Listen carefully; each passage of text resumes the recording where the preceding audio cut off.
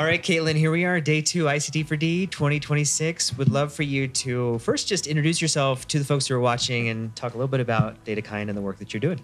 Yeah, so I'm Caitlin Augustin. I'm the Vice President of Product and Programs at DataKind. DataKind, we're a global nonprofit organization. We're about 15 years old, focused on building data and technology for social impact. And what that means these days is really focusing on the enablement and readiness of organizations to adopt data and technology, particularly AI, and then working with those organizations to figure out what lasting adoption looks like, and then ultimately building out products to digital public good standards that we can release for wide use within the community.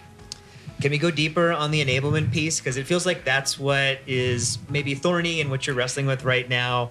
How is that going? What are some trends or, I don't know, things that you're thinking about with respect to that enablement piece specifically? Yeah, and Nick, you've been in the sector a long time too.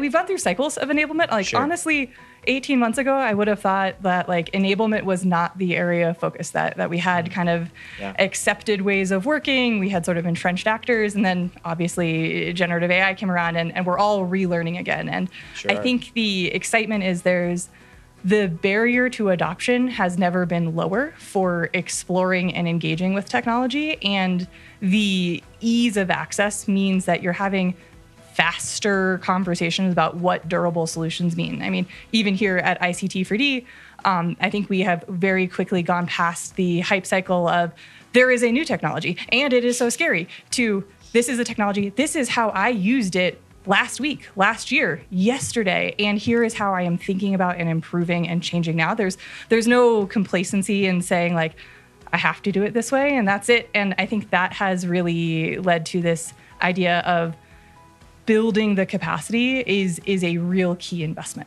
now. It has to be, and especially because a lot of folks in organizations are using this technology.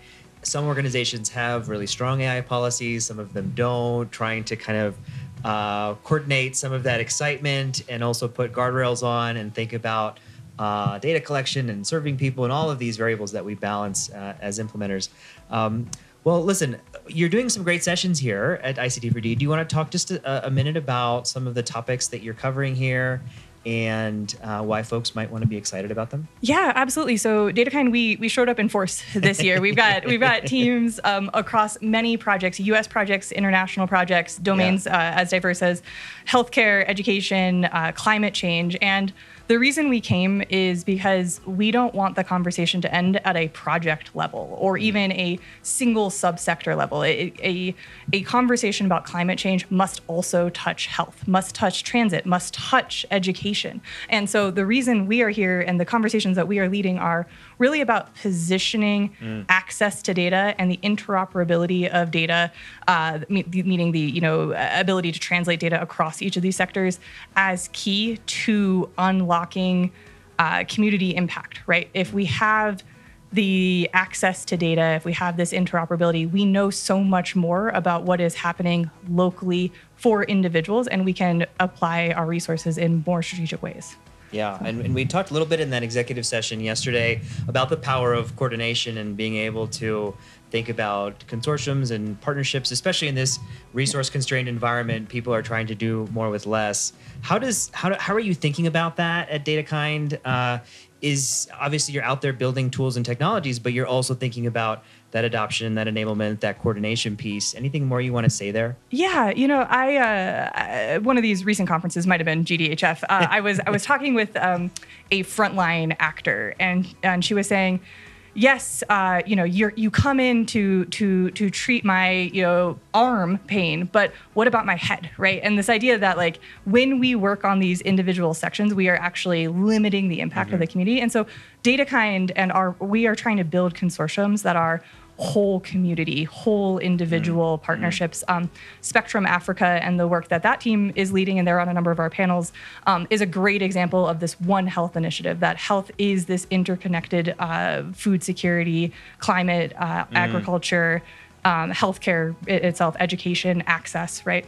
And so what we're thinking when we think about coordination is how do we create the container that everyone can engage within? How do we give space to that voice? How do we make the investment in going to the community? And also, I would say, how do you remove the pride of ownership? I think all of us in the nonprofit space, we want our logo on the thing we made. And that means that there's 15 things that do sort of similar. So if we can put our organizational ego aside and say, this is what's good for the sector, and this is our small contribution to it, that's really key. I would say the other is, you need strong tech tools in order to do it. And so our way of contributing to that coordination layer is building the data interoperability, building these tools in public for access to make sure that we really can take those steps forward. And you're really good at that, I would say. I would give you a lot of credit. The history you've had building these tools in community, in collaboration with the people you all serve has been really very clear to me in this trajectory of watching DataKind grow and evolve over the years. Last question, Caitlin. Sure. What are you most excited about? You are everywhere doing all kinds of amazing things. You're getting to work across these sectors. You're thinking about holistic implementation and community building. What is the thing that is really keeping you most inspired and fired up as we head into summer 2026 here? Oh man, I would say what's filling my cup is the deep engagement of local actors and the seats at the table that they are able to get, and how partnerships like the ones that we have, you and I, as DataKind and Tech Change, working with other enablement actors, that we are actually providing those knowledge, those skills, those ability to get them to that next level. Powerful. Yeah. So. Well, I'm excited about that too. Definitely check out DataKind and check out all the great work that Caitlin is doing. We wish you a wonderful rest of your conference here, Big Day tomorrow, and I hope you enjoy meeting and building more partnerships along the way. Absolutely. Thanks so much, Nick. Okay, great.